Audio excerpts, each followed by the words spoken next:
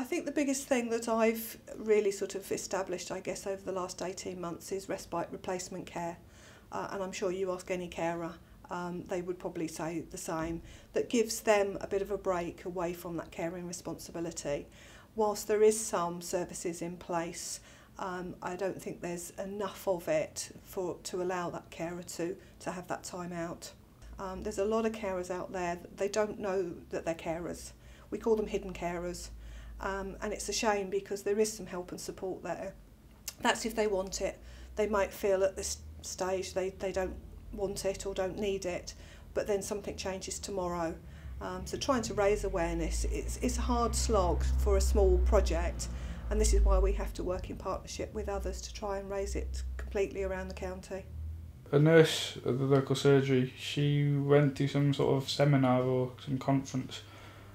I'm not quite sure what it was about, but she managed to she managed to find a leaflet that advertised young carers for where the British Red was. And at first I really didn't want to go on it. I was like, no, I don't want to go. But she said, and then she read out a list of names, and I said, oh, I know those people.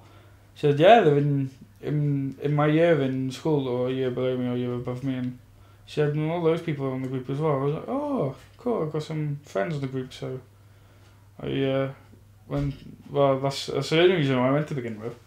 And she's gotten all the support at school, full-time help.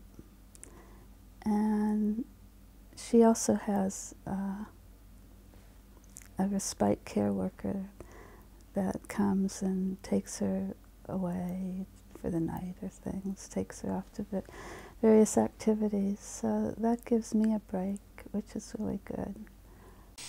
Social services have decided that as from the 1st of April, all respite care is going to be means tested. So instead of paying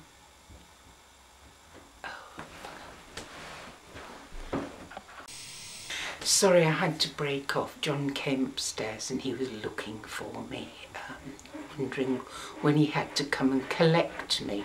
So instead of having to pay £145 a week, which is what I paid last time, because of my husband's level of care, now we would have to pay £550 a week. So what I'm having to consider now is looking at some private care, possibly down in Surrey, where my daughter lives, which is going to be exceedingly expensive. But I do feel that my husband deserves to have proper care. He's been away for 3 weeks of respite care for a holiday to a place called Helen Lay, the Helen Lay Care Centre, which is run by the MS Society, and it's in Leamington Spa. And the reason that he has had to go to Leamington Spa is there are actually no facilities with there are no places with nursing facilities for people under the age of 60 anywhere in Wales. There are no respite facilities at all. And the health authority, the local health board pay 50% of the funding, social services pay the other 50%. But of course, for any social services respite care that's provided, the person who is receiving the respite care has to pay a contribution themselves of £110. So every time Hugh goes, it's means tested, and Hugh's contribution is is the lowest that you pay. So he will have a bill now for £330. Instead of my husband having to go to a home, if he was able to be cared for here at home, have somebody to come in and look after him here, that would be so much better for him, for me. It just seems awful that you cannot get any help in the house, that they have to go away to be looked after into a strange place where they don't know anybody. And we do need lots more help. We really, really do. 4 hours a week is not enough, just to give me a break. And it also benefits my husband, I feel, to be able to go out with somebody else, not to be totally reliant on me as he is. We have a Saturday respite club, and it alternates between the north and the south. So what happens is, even if we're not putting care in the home, the carer can access with their loved ones our Saturday respite club. They can leave the cared for a full day, so drop them off about 10:15, 10 o'clock in the morning, and leave them there until 3:30 in the afternoon, and Crossroads will care for the cared for the day. Now we have to make a charge for that, and it's just £5 for the session, but unfortunately, due to lack of funding, we can only run it every alternate week, so 1 week north, 1 week south. If I was looking at the caring role,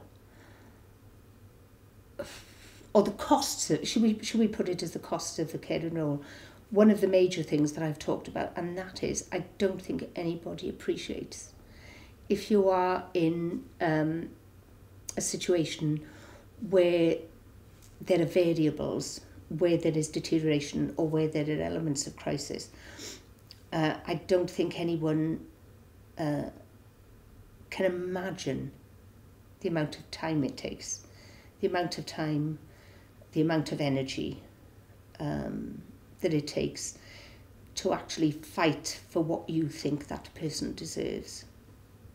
And there doesn't seem to be the flexibility in the agencies. They have time constraints, they have staff constraints, they have budgetary constraints, and there doesn't seem to be the flexibility in within the formal agencies to actually answer the needs of the individual. Friday, Doug, his carer, came, so it enabled me to go out and do a little bit of shopping. Yesterday, Saturday, although I felt really, really grim, I took John to the Crossroads Saturday Club, and then I went down to the church to help decorate the church for Easter. I had intended to pick John up early from the Crossroads Club because I thought, it was Easter, but because I fell asleep, it was 3 o'clock before I went for him, but he seemed to be quite enjoying it. They were having a game of bingo, and he was winning some chocolate bars, which he enjoyed. They said he'd been very good, although after lunch he'd said he wanted to walk along the road and meet me, but they dissuaded him from doing that. I think they'd had a few people wanting to have a wander yesterday. I think it had been quite difficult for them.